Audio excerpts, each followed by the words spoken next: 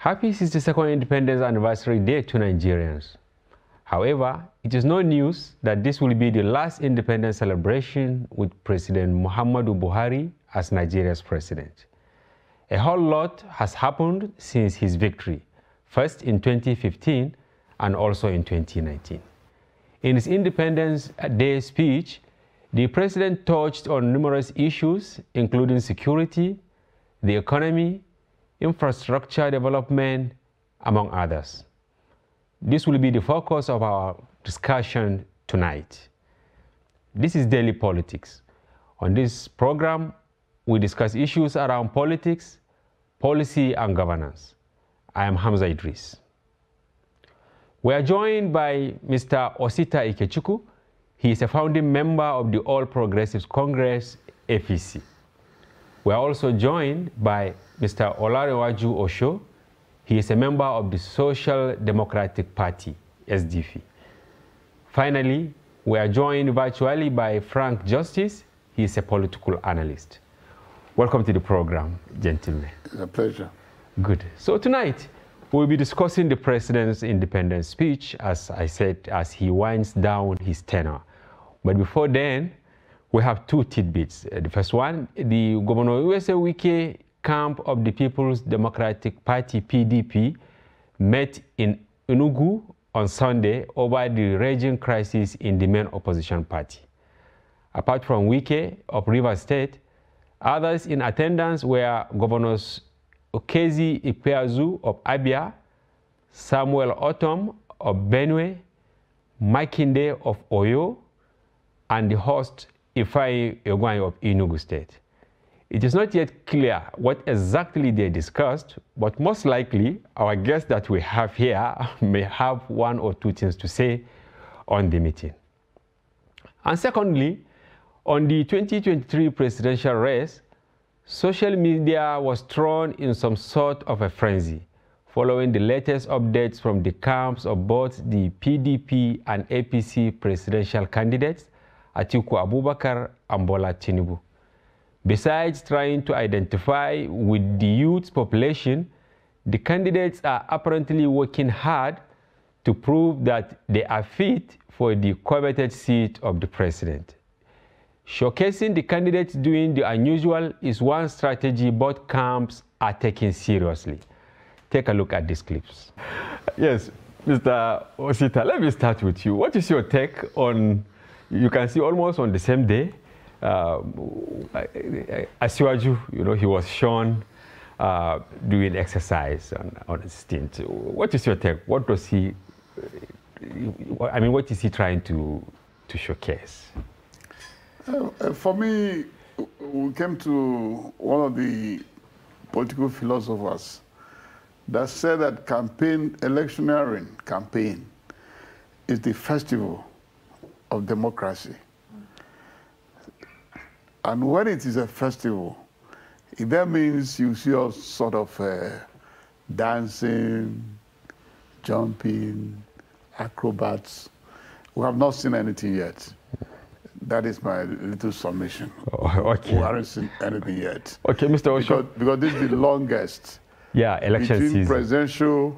The end of presidential primaries, election, and main election. It's the longest in the annals of Nigerian history. Yeah, so, even the electioneering calendar, when you look at it. Yeah, so the festival is going to, we're going to see, we haven't seen anything yet. But beyond the festival, Mr. Osho?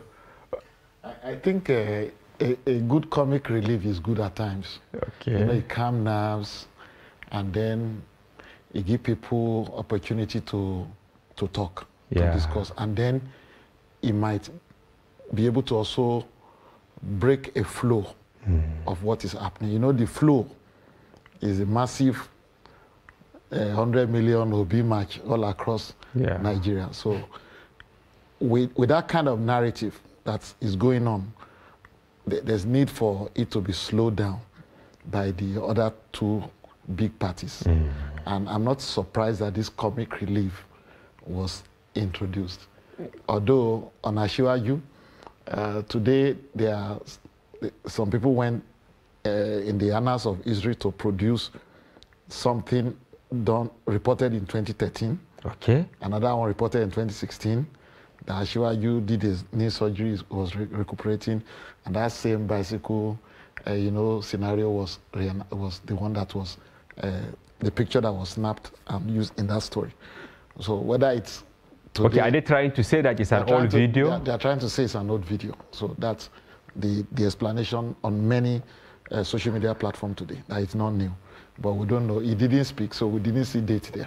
But so you can see when, in the video, when he posted it, he now said, okay, some people are saying I was dead, I was sick, here I am, on exercise bicycle. Yes. I'm constrained to go with what Asiwaju said. Yeah.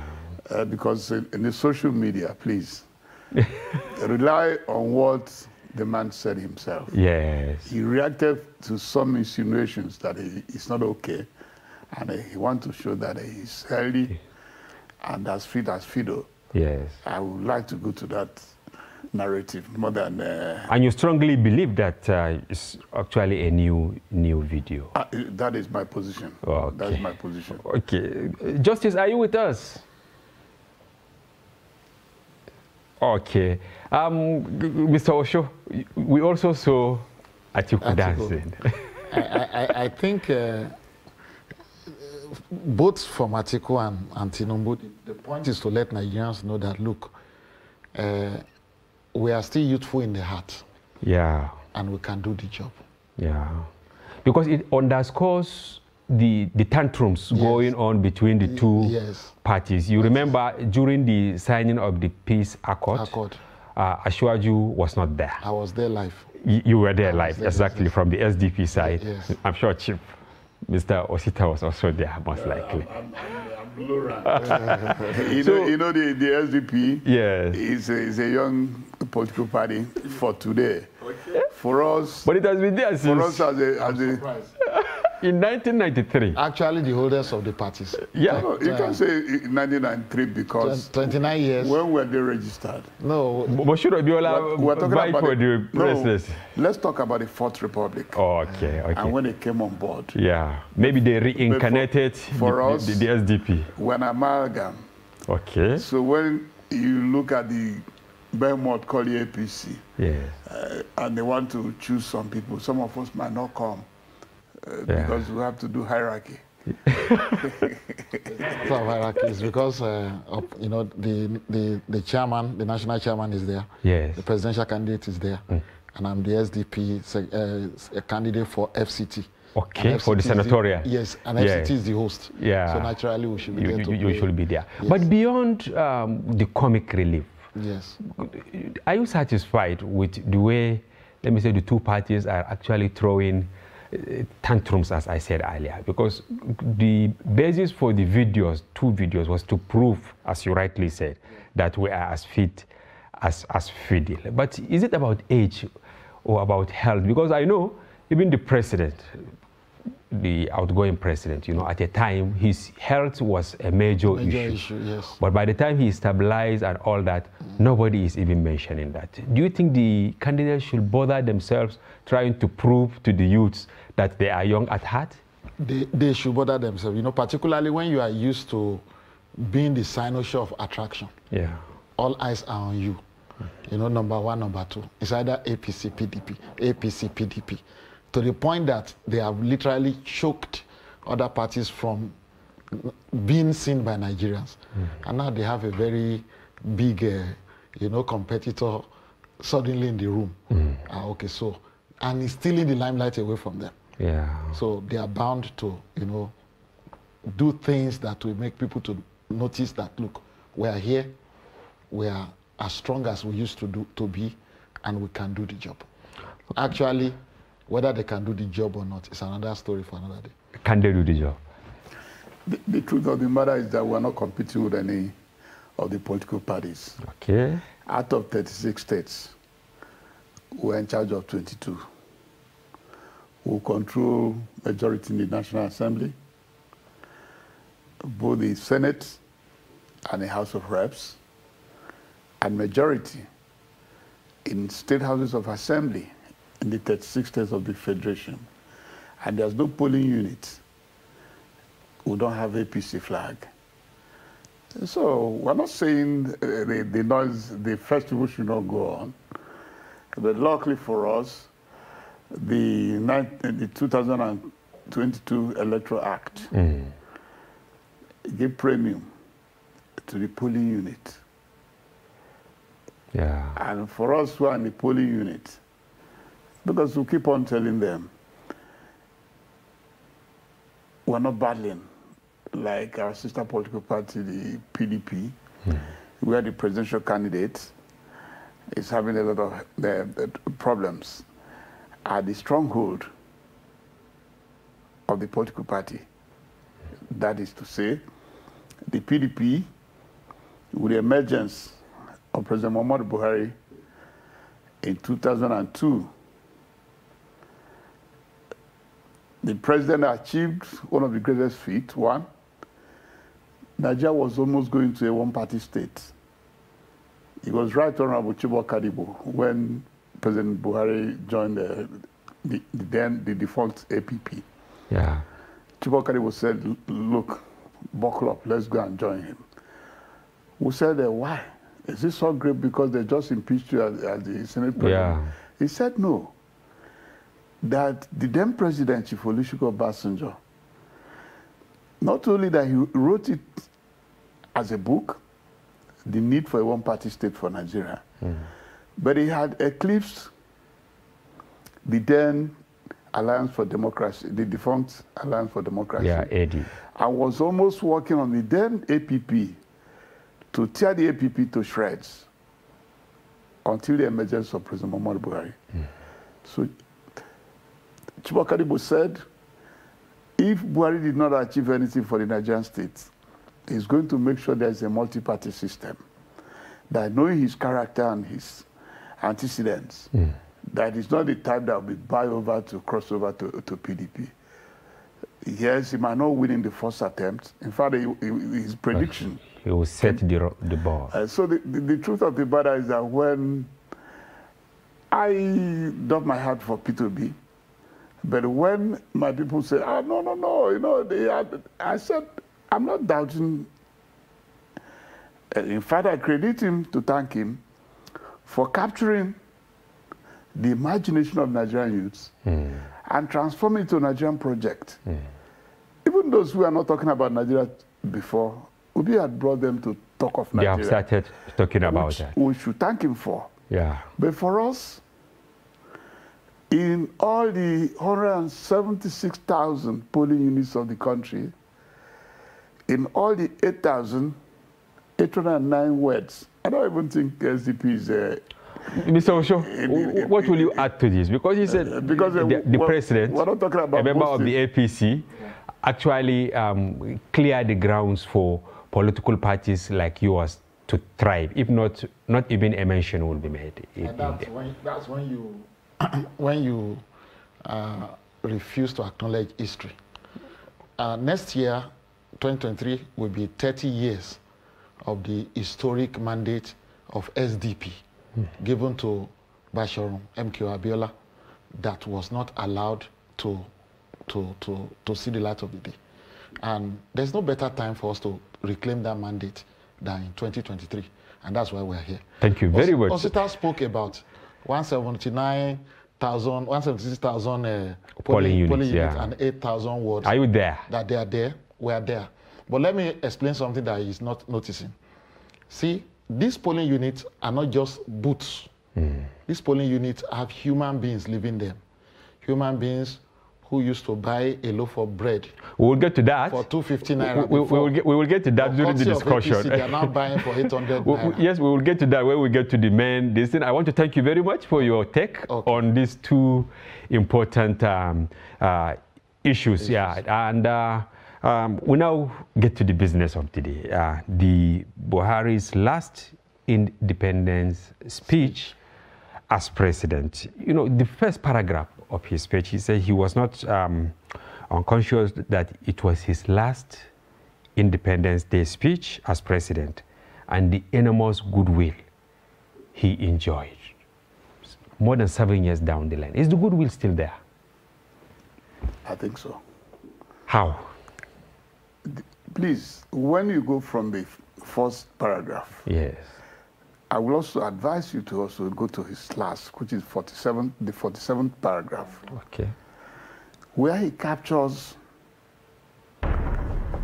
whether anybody agrees with him that he had laid the solid foundation for where Nigeria is going next. In the fullness of time, President Muhammadu Buhari GCFR will be vindicated. What are those beacons or the solid foundation he laid? It's about 5 or thereabouts in number, depending on your categorization or classification. Yeah, some categorize 3. No, why I should go to 5 is that we're talking of the SDP, for instance, or the Obedient Movement and the Labour Party. You ask yourself, why the surge? Why up to today? Some people are in court saying that INEC should continue the registration of Nigerian voters.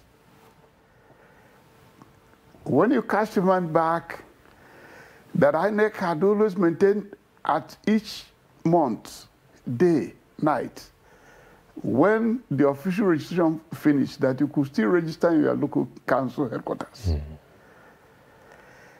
More than a year ago, they said, okay, you could also register online. There was no such surge. What brought the surge? President Muhammadu Buhari. And we must thank the National Assembly as well. Some call the National Assembly rubber stamp, but for me, they have achieved a lot by cooperating with Mr. President. Yes, we inherited from the PDP electronic usage in election. But today, President Muhammadu Buhari captured this in law, black and white. In the Electoral Act. In the Electoral Act, 2022.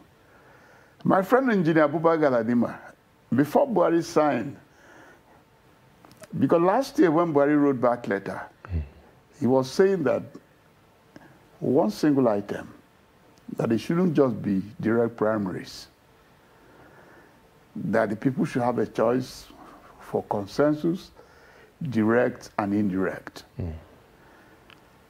They say he won't sign he will not sign the act. The other time he didn't sign it, he will never sign it. My friend Engineer Buhari Galadima, up to the extent, said he will leave the country if he does. But I'm happy today that knowing that Buba is a patriot, that he'll be happy to be vindicated that Mr. President still signed it. Is he still in Nigeria? Not vindicated. That he's not vindicated. So, because if he was vindicated, it could have been bad for the Nigerian state. So I'm happy that Buba, as a patriot, will be happy that he was not vindicated. Because of that single act, where the average Nigerian voter, the sovereignty, he went to the United Nations General Assembly. He repeated it in his address to the General Assembly, that he's going to bequeath to the Nigerian state free, fair, and credible and transparent election. He repeated it in this speech, the independence speech. And he even gave instances of Edo, Anambra, Oshu elections. If I tell you the story about Anambra, you just weep. Yes, I'm aware, but I want Mr. Osho to come in here. Please. Before you continue. I said, is the president's goodwill going by the massive support he got in 2015 is still there? Do you think it's still there? The president lost the goodwill 6 months after he got his mandate. But he said that he was able to transform the electoral process. You see, Nigerians are very forgiving people. Okay. Very forgiving people. And I couldn't have expected a man of President Muhammadu Buhari's status, knowing fully well that he has squandered opportunities for almost 2 terms of his government. I would not expect him not to look for something to latch onto, to make sure Nigerians, that history is kind to him. And the only thing he can latch onto, the only thing, I say it with all emphasis, that he can latch onto for Nigerians, for history to be kind to him, and for Nigerians to say, look, okay, he did this one. Is this bequeathing a free and fair election to Nigerians? If he does not achieve that, it's 8 years of taking us in a rigmarole and then dropping us nowhere. You wanted to say something on the magic in Anambra. Will that buttress what he said? Will it be a pointer to maybe a successful Not only that, there was no magic in Anambra. Made a point. If you look at the total number of people that voted, there was no magic in Anambra. Okay, maybe he will say that we still regard such as a, I'm saying, yes, we have what the PDP used to use at the federal might. Mr. President deployed 37,000 policemen and some soldiers. And he gave instruction, do not favor any political party. Is to keep the peace in the place. I understand what they're saying, that Nigerians forget easily. A lot of people forgot. Forgive. Okay, if you talk of forgiveness, good. Okay. But I'm talking of forgetfulness as well.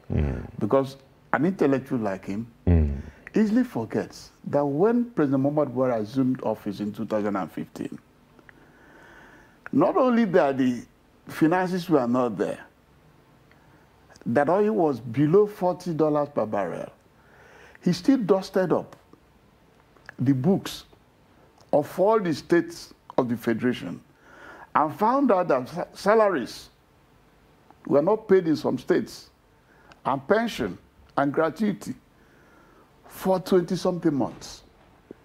Some for 20, some for 15, some for 6 months. I remember vividly the meeting we held with him over that. Over salaries? Yes. He called it the bailout fund. The first he paid to states to do that was 1.9 trillion. And jokingly, I said, Mr. President, I did small arithmetic. He said, what is arithmetic now? I said, sir, if you do a calculation of 50 million naira per kilometer, the amount you're going to use to pay for the bailouts will disappear in people's memory. But if you use a calculation of 50 million naira per kilometer, you're going to do over 10,000 kilometers of federal roads. And in our 8 years, it's easily remembered. He said, I know you didn't work as a civil servant or public servant. Okay. If you did, that's what he did throughout his life. That as a civil servant or public servant, first month you are not paid with a household. Second month you are not paid. Third month, 20-something. I interjected. I said, Your Excellency, the totality of the civil servant, both the army, the police, is not up to 20% of the federation population. So why do we commit that amount? He said, that's where you got it wrong. Whereas ripple effect, most likely. That is what he said. Yeah. He said why they are not paid, because the people had hope that they will sometimes be paid. They borrow them gari, rice, medication. They barb their hair down the line. So that when you are owing them, if you ask Chief Oshiru along the line, he has forgotten that at the end of the day, he spent over 4 trillion. On bailout. Yes. Yeah. If you come to what the PDP call privatization of state-owned enterprises. Well, we will get to that, Please. but let me quickly welcome Frank Justice. If you are with us, we are talking about whether the goodwill of Mr. President is still there. What is your take? Very much. I want to sincerely apologize for my network glitch. Yeah, I just changed location, so I'm getting back to it. Okay, I will just delve straight into the question. President Buhari has given a very excellent 17-paragraph speech, and yes, he has high he scored his performance possibly in government so high, not taking into cognizance the plight, the feedback, the sample of citizens, that is of Nigerians. How well has this government been able to do? Now let me draw our memories back to Zambia. Zambia last year had the general elections that he fielded in Hakainde Hichilema. So far, so good. The records and development Hichilema of Zambia has really spoken well that they themselves do not anyway think they have done, but rather the citizens themselves are the ones rights of what the government is doing. So now join it back home, Nigeria is near to a collapse system. The presidency, I feel, has total neglect of what is so far going on in the country. I have General Muhammad Buhari. He's a man that in 2015, prior to the 2015 elections, he gave us his. He brought up so many beautiful things that yes, he's gonna halt corruption. He's the naira down to compete with the dollars with $1 to 1. But then this is not what we are seeing. Nigerians, the immediate Nigeria enjoying the dividends of democracy under this government. And I think that if nothing is being done, hello, can you all hear me? Very well. Go on. Okay. Nothing is being done to correct this anomaly. The next leadership would cut across party loyalty, but rather more on competent character. And as you all can see, the high rise of electoral education, of political education, of voting sensitization going on across the states of Nigeria. This is a result of how well Nigerians have not in any way seen a positive impact of what this government has not been able to. Thank you very much. Thank you very much. Yes, I will come back to you. Mr. Osho, Mr. Osita scored the president high on two areas: electoral transformation, electoral process, and then even the bailout, which he said many of you have forgotten. But I want to quote something from what he said, because Justice made mention of the promises the president made in respect to anti-corruption. The president said one of the areas where we have made significant progress is in the eradication of deeply entrenched corruption that permeates all facets of our national development. How did he do that? He said, we strengthened the institutions for tackling corruption and also cultivated international support, which aided the repatriation of huge sums of money that were taken illegally and then kept outside the country. The increasing number of prosecutions or convictions with associated reforms of large sums of money is still ongoing. Furthermore, we will continue to block opportunities that encourage corrupt practices. Do you agree with what he said? When you lead a country like Nigeria the way APC and PDP has led this country for 23, going to 24 years now, whoever is the president,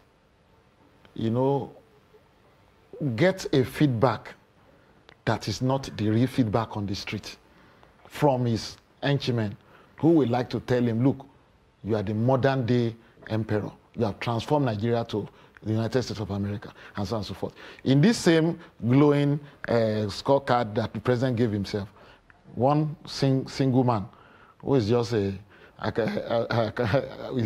accountant general, yeah, stole 190 billion.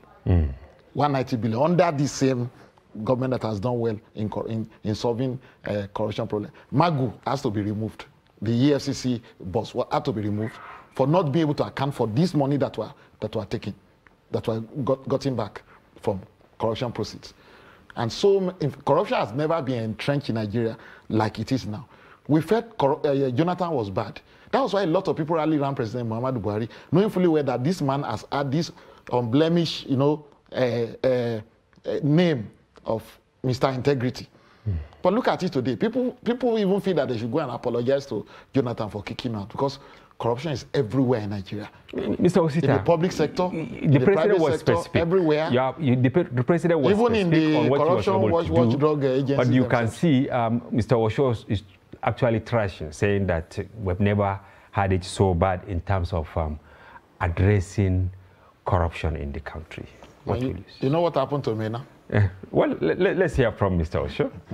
I mean, Mr. Osita, yeah. If you go through that statement as well, Yes. Mr. President balanced his speech. He talks of progress and said as well that it's work in progress, that he had not gotten to the destination he's supposed to get to. Why is he saying so?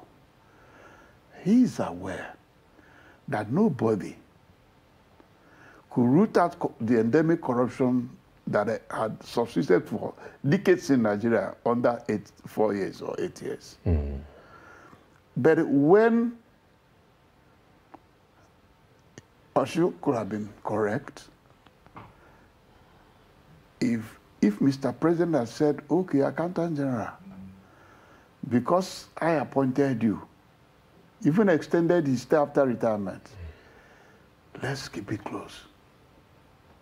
That is when you are not fighting corruption.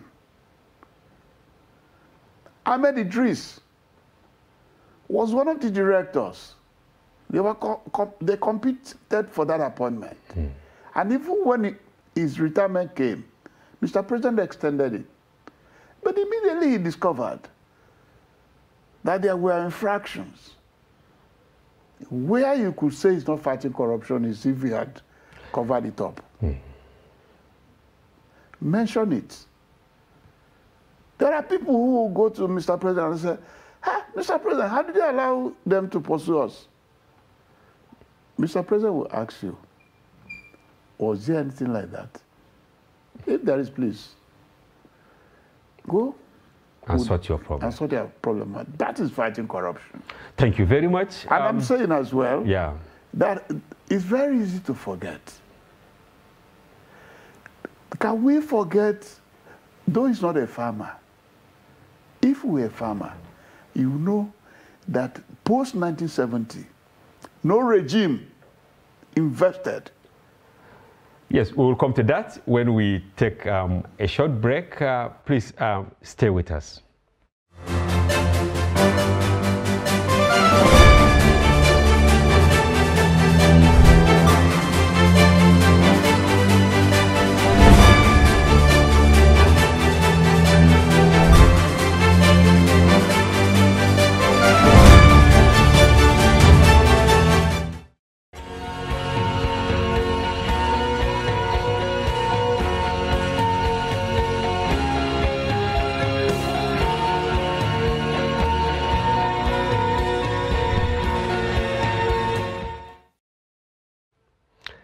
If you are just joining us, this is Daily Politics on Trust TV. Remember, you can follow the conversation on our various social platforms on Facebook, Instagram, and watch us live on YouTube.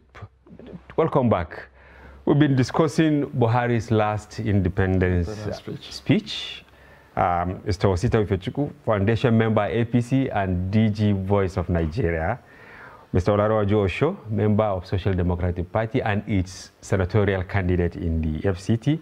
And we are joined virtually by Frank Justice. He's a political analyst. Maybe I should start with you, Justice, by quoting what the president said on insecurity. He said, in order to address insecurity, we worked methodically in reducing insurgency in the Northeast, militancy in the Niger Delta, ethnic and religious tension in some sections of Nigeria, along with other problems threatening our country. Do you agree with what the president said? I do not agree with what the president said, though a whole lot has not been done in the area of security, and that is why since 2015, even though I know fully well that the APC government inherited this insecurity, Goodluck Jonathan's administration, but then there seems to be a very high speed security instances in this administration. A whole lot has not been done. I read the speech of President Buhari.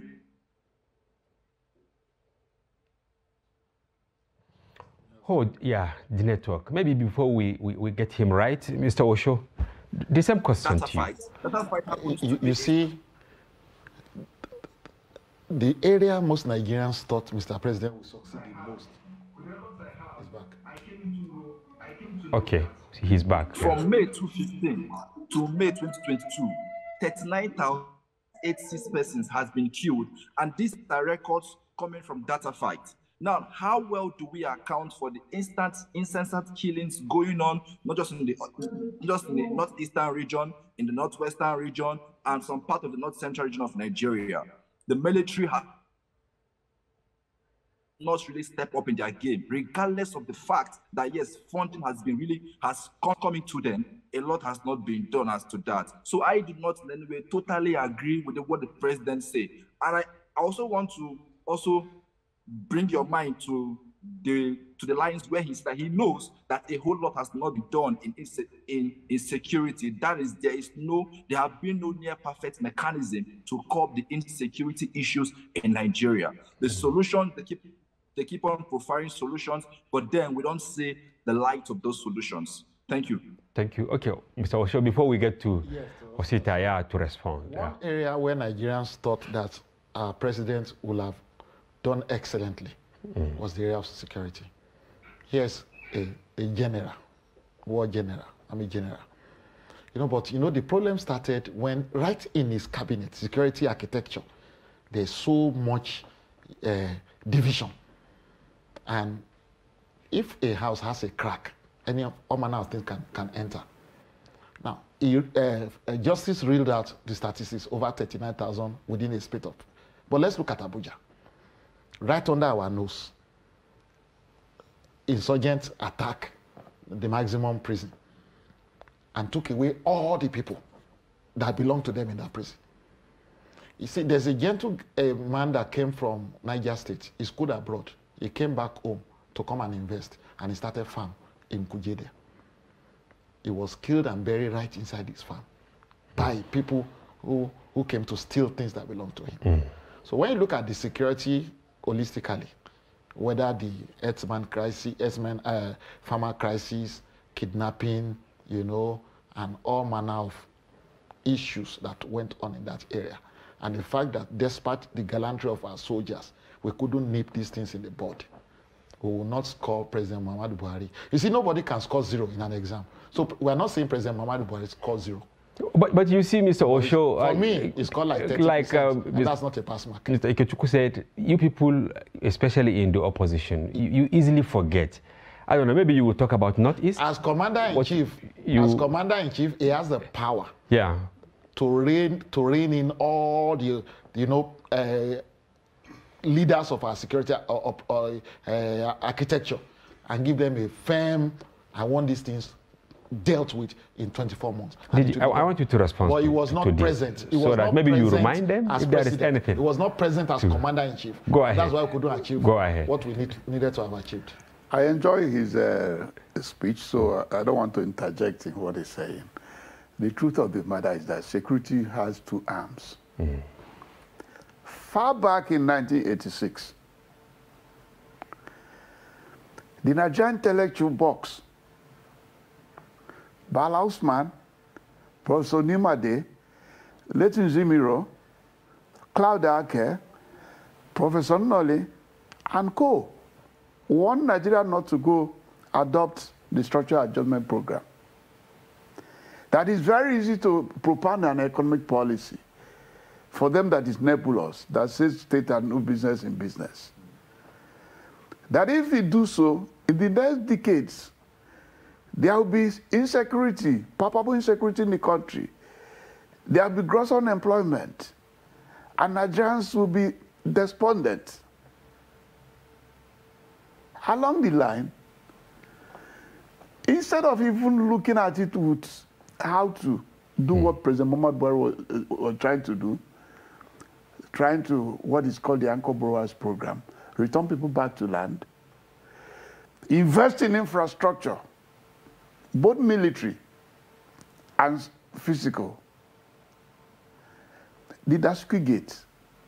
Today, we just had this week 34 helicopters from America. It's not bought off shelf. You've been planning for it. Not only planning. There was a time America had embargo where we couldn't have gotten the Super Tucano jets. It took President Muhammad Buhari's own diplomacy and his ratings across the world for us to be allowed to buy them. Ask them, with those equipment and others that we cannot mention publicly, is the security not being contained both east, west, and north? It's being contained because some of those equipment are now with us. It's only a president that thought deep, that knows it, as he said, that would think along that line. He didn't go bazaar with it. Yes, like any regime, once in a while there are frictions. But at the Nigerian Air Force, at the Nigerian Navy, whether any regime, since after the Civil War, invested in armament, like President Muhammad Buhari, and what is the intendment? To contain insecurity in the country, to allow the farmers to go to farm. But beyond investment, people are worried on implementation of some of these policies to contain. Of course, you have succeeded in Northeast to greater extent because I covered that region, but they said the insecurity festers, Northwest, Southeast. Did you ask yourself, is it weakness or inefficiency that the bandits that attacked St. Francis in our war were captured? And they are still tracing. It's not a one-day matter. Was it inefficiency or failure that there's a containment in the bandits and headers farmers conflict across the country? When you have such crises that mutated for over 3 decades, 1996, some people dislocated in Nigerian state. I was in my University of Nigeria the other day, in a place where in the morning they would change bedspread for me. A poor person, a bicycle repairer's son that came to campus. I was almost virtually free in the university. Yeah, Mr. Osho, I want you to come in here. Is it containment that is more important or prevention?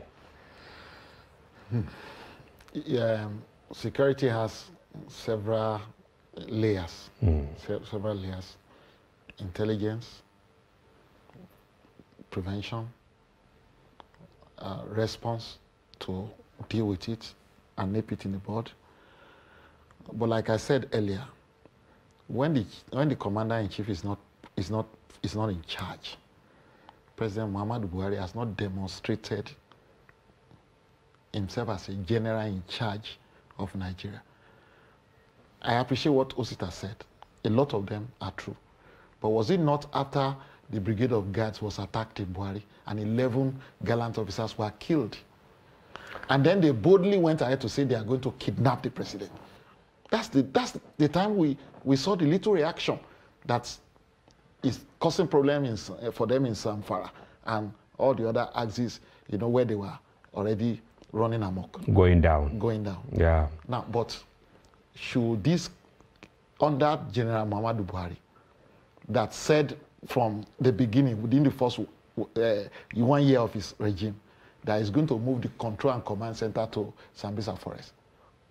If we have succeeded, we will be here today. Thank you very much. We have a lot to discuss on education also, but I want to make a quotation here. When, where he said, I must confess that I am very pained by the recurrent disruption to our tertiary education system, and I'm using this Independence Day celebration to reiterate my call for the striking ASU members to return to classroom while assuring them to deal with their contending issues within the limits of the scarce resources available. This administration has made appreciable progress in addressing these issues that have been lingering for over 11 years. I want Justice to come in if you are with us. Are you satisfied with the some of the decisions taken by the federal government in respect to bringing back university teachers to classroom? Okay, I think the federal government has done very well as to trying to foster a very good understanding between them and the Academic Staff Union of Universities, that is ASU. How, in the words of Nelson Mandela, he said, and I quote, "Education is a powerful weapon which you could use to change the world." And every government verily concerned as regards addressing and strengthening every educational plans they within to benefit its citizenry. Now, ASU has been on strike for over 7 months, and then the government has not in any way tried to at least meet over 80% of their demands. And now we keep on seeing the mass exodus of Nigerian professors leaving the country to other climb educational of education and the rest of them are not done. We could possibly say the last interface, the Minister of Education, ASU, and the Speakers of Rep called for a meeting that would foster understanding. And we could see the walkout that was meted out by the Minister of Labor, Gige. That was compelling of understanding for us to possible call off the strike. A whole lot has not been done in education. The president, as far as I'm concerned, happens to be the grand commander. He has the onus, the funds et origo, to hire and fire any incompetent person in his cabinet, any person that would want to in his reputation as being the country's president. Because I believe that President Buhari would want to have a very beautiful legacy after office, that is come 2023. And if these legacies have been tainted on the figure that have been appointed to surround him, then I think the legacy will be so bad on the president himself. And that is why I give emphasis to the word hire and fire. Thank you. The team that has been negotiating with ASU, incompetency. How Nigerian students sit at home for over 7 very table has come true. So I think if this income be flushed out, then I believe that ASU would possibly have a rethink, and even with the next possible time, call off this strike. Nigerian students come to school. Thank you. Thank you, Justice. Mr. Osho, you heard what he said. He first admitted that the federal government has done enough. Don't you think ASU are also asking for more than enough? What is ASU asking for? You see, before President Muhammadu Buhari became president, ASU went on strike for around 5 months during the time of Jonathan. President Muhammadu Buhari shouted blue murder. He criticized the government so terribly. You will have thought that he will have a plan that under my leadership, this will never happen. Now, Justice said 7 months. We're in the 8th month already. What's the problem to the solution of this ASU government problem? You see, several years ago, and I like what Osita said, they were changing bedsheet for him in school. Okay, they are set, enjoyed it, then I joined them. Immediately I entered University of Lagos, they stopped that. So they didn't change bedsheet for me. They were some of the people that enjoyed it last. Now, when this crisis started, 83, ASU problem was there. 84, 85, 86. Then some professors came together and said, okay, how do we solve this problem permanently to make sure that our universities are no longer underfunded? And they asked themselves a simple question. What is our product? Our product are graduates. Who uses our product? Industries, companies. Okay, simple. They take our product, they don't give us anything back. Let's get tax from them. That's how education tax fund was established. But it is unable to solve the problem. How can we solve the problem? That's in 1 minute, we solve the problem. Osita, Government has abused that process, and they are using that place tech fund now for giving contracts. Let them return it to where they beyond the request by ASU. In 1 minute, do you think that maybe introduction of tuition, so that parents are paying for their children in nursery and primary schools now, do you think introducing tuition among others will solve the financial problems of the university? It's not totally free in the university. I know fully well that there's a last meeting I had last night. Okay. In a few days, the issue might be over. Okay. On the fact that he was saying that Mr. President reacted because the bandits threatened him, That threat is talking about, because the Commissioner for Internal Affairs you're going back to insecurity. I wanted your point on... No, the point I'm making is that they didn't buy the Tucano jets. Okay. The Super Tucano jets or the helicopters, another equipment I will not mention here because Buhari was threatened. Okay. That threat was sometimes in March. Okay, good answer to that one. So finally, the ASU matter will be resolved in a few days. You are certain. I'm very certain. Is giving national honor to a Minister of Education who presided over this. I wish we have more time to discuss so many issues because the But don't forget that Minister of mentioned... Education created more universities than any other regime. Thank you very much. And kept children at home for 8 years. No, there was a mix-up. Thank you very much for your informed contribution to the speech on by the President Muhammadu Buhari on independence, his last, yes, and I hope that we get another time to discuss this, not necessarily based on the independence speech. I want to thank Mr. Osita Ikechukwu, Foundation member APC and DG Voice of Nigeria, Mr. Olaro Waju Osho, member of SDP and its flag bearer for SDP. Abuja. Not SDP. SDP, yeah. Yes. SDP. You are not registered with us. Flag bearer for the Federal Capital Territory. Let them remain where they are. Frank Justice, who joined us virtually, we want to thank you very much for your informed perspective. Viewers, this is where we come to the end of the program. Hoping that you'll join us tomorrow. Bye-bye for now. Happy Independence. I'm Hamza Idris.